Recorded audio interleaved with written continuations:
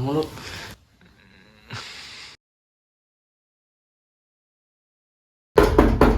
Rama, main game mulu dari tadi. Udah kelas 12 loh. Masih aja main game. Katanya mau masuk UNES. Program studi apa itu? Statistika. SST pak. Iya ini mau belajar. Ini aku mau kerjain PR.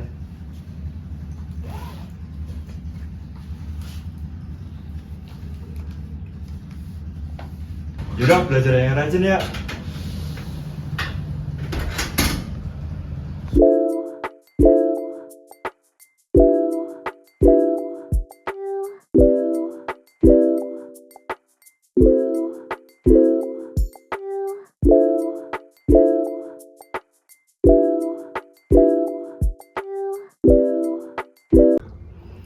Rata-rata ulangan matematika dari 40 anak adalah 5,1.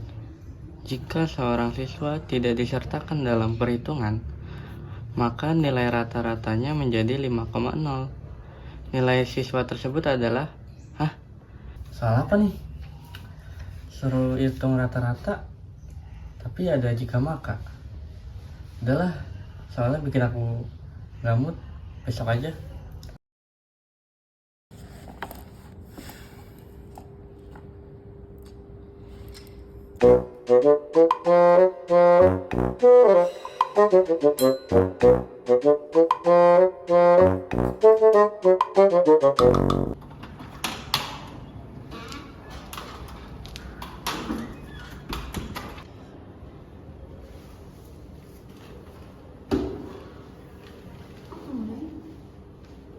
Aku mah selalu datang pagi. Oh iya, Jeng, lihat deh nomor 4. Masa soal mencari rata-rata ada keterangan jika makanya, itu gimana? Terus kita skip aja nih.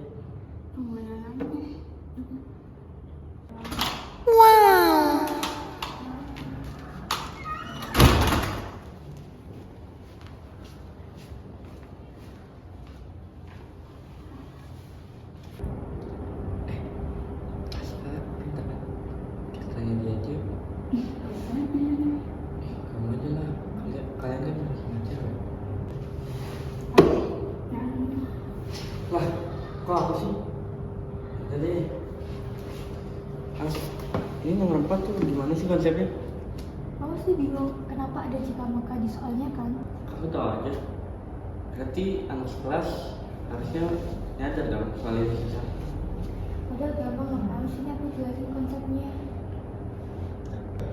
Jadi soalnya itu perlu pakai kemampuan berpikir logis juga.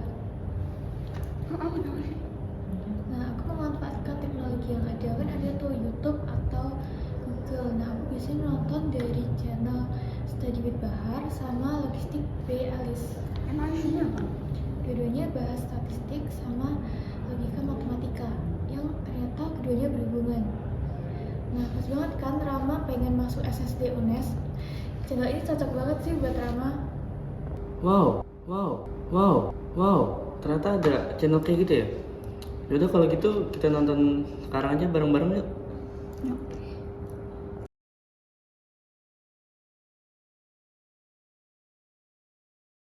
Bagus nih. Aku subscribe ah. Salam ilmu pengetahuan semua. Kembali lagi dengan saya Pak Bahar di channel YouTube Study with Bahar. Di channel ini kita akan bahas segala macam hal berkaitan dengan matematika dan ilmu pengetahuan alam. Maka untuk mendukung channel ini supaya lebih berkembang lagi, tolong saudara dan saudari untuk segera subscribe guys. Dan baik, jadi pembahasan kita hari ini adalah seputar kemampuan berpikir logis yang perlu dilatih dalam diri setiap orang. Logika digunakan dalam banyak bidang kehidupan, baik dalam dunia pendidikan, pekerjaan, sosial, dan masih banyak lagi. Kemampuan berpikir logis dapat diartikan sebagai kemampuan berpikir menurut pola atau aturan logika untuk menarik sebuah kesimpulan. Kemampuan berpikir logis memiliki peranan penting dalam menyelesaikan dan memahami ilmu matematika, termasuk di dalamnya yaitu statistika. Setiap orang memiliki kemampuan berpikir logis yang berbeda-beda. Ada yang berkemampuan tinggi, sedang, dan rendah. Nah, mungkin saudara-saudari sekalian penasaran, kok saya bisa tahu sih tentang hal ini? Jadi, Sudah pernah ada artikel yang membuktikan kemampuan berpikir logis dari subjek-subjek, yaitu anak-anak yang diberikan soal matematika dengan unsur statistika berupa penentukan rata-rata. Dan dari soal itu ternyata bisa dianalisis ya bagaimana kemampuan berpikir logis seseorang. Jadi mungkin ada yang langsung bisa mengerjakan soal dengan pemahaman logika diri sendiri, ada yang sekali mendengarkan penjelasan langsung paham, namun tidak menutup kemungkinan ada yang harus berkali-kali mendengarkan dan dijelaskan baru paham. Nah, di sini kita akan coba membahas soal statistika yang mengandung unsur logika di dalamnya. Untuk meningkatkan kemampuan teman-teman ya, berikut ini adalah untuk contoh soalnya. Yang pertama, nilai rata-rata ujian matematika dari 43 siswa adalah 56. Jika nilai ujian 2 siswa yaitu Tony dan Tono digabungkan, nilai rata-rata menjadi 55. Jika nilai Tony 25, berapakah nilai Tono?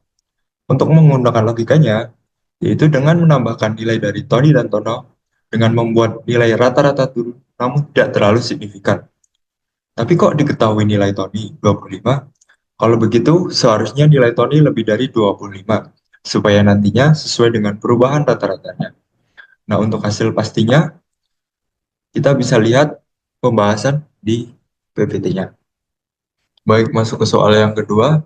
Rataan ulangan harian matematika kelas A adalah 75 dan kelas B adalah 80.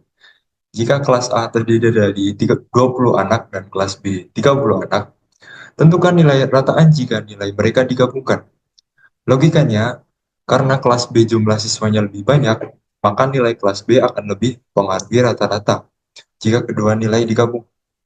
Maka dari itu, setelah dilakukan perhitungan matematika, maka hasil rata-rata kedua kelas angkanya lebih mendekati ke 80. Untuk perhitungannya bisa dilihat di slide. Konsep jika maka dalam materi logika adalah representasi dari hubungan implikasi logis antara dua pernyataan. Pernyataan jika B maka Q menyatakan bahwa apabila premis B benar, maka konsekuensi Q juga harus benar. Simbol yang digunakan dalam logika formal untuk implikasi ini adalah P jika maka Q. Mungkin itu adalah sedikit penjelasan singkat untuk mengawali materi mengenai hubungan logika dan statistika. Untuk pembahasan lebih lanjut, nunggu di video selanjutnya ya. Pesan saya adalah melalui berpikir logis seorang individu akan menemukan sebab akibat serta solusi yang logis dari permasalahan yang dihadapi. Maka untuk melatih berpikir logis akan menjadikan Anda pribadi yang semakin realistis. Salam ilmu pengetahuan.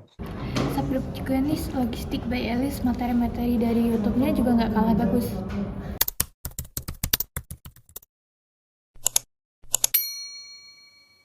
Back with di Logistik, Logika, dan Statistika by Elis.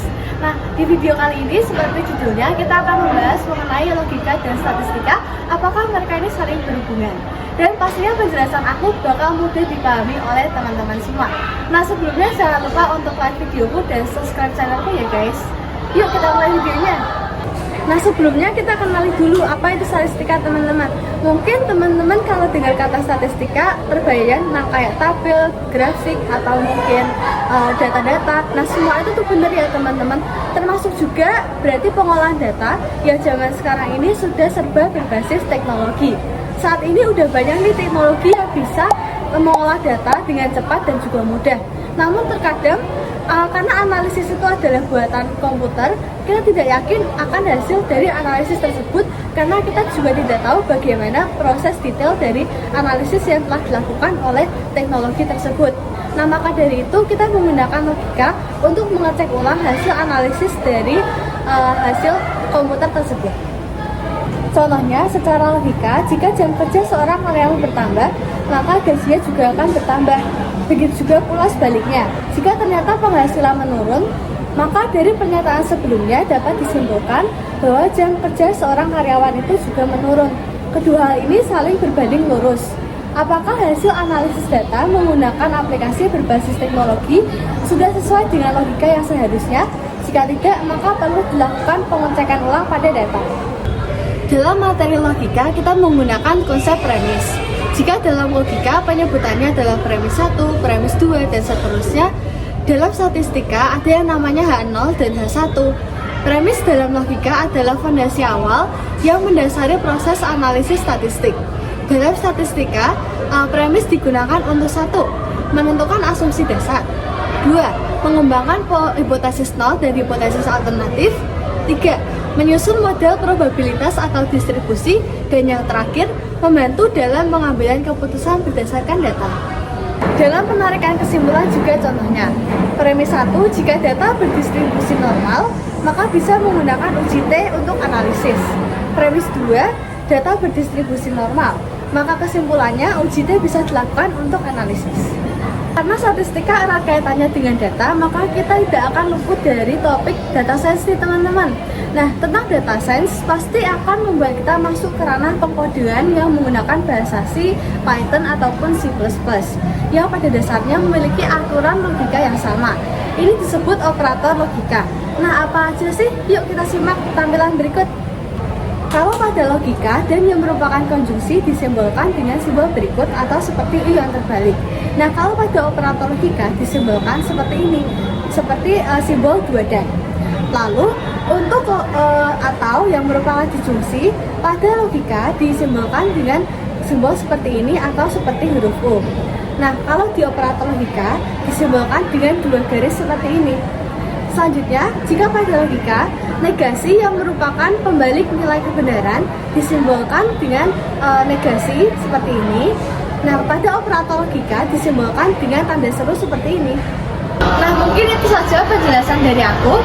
Jika ada pertanyaan atau saran, kalian bisa taruh aja di kolom komentar. See you on next video.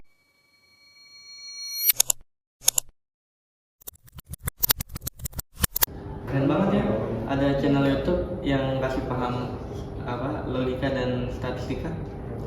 Udah siap banget nih Rama masuk ke SSD UNES. Pasti dong. Makanya ya, jangan YouTube lagi. Iya ya, pasti siap.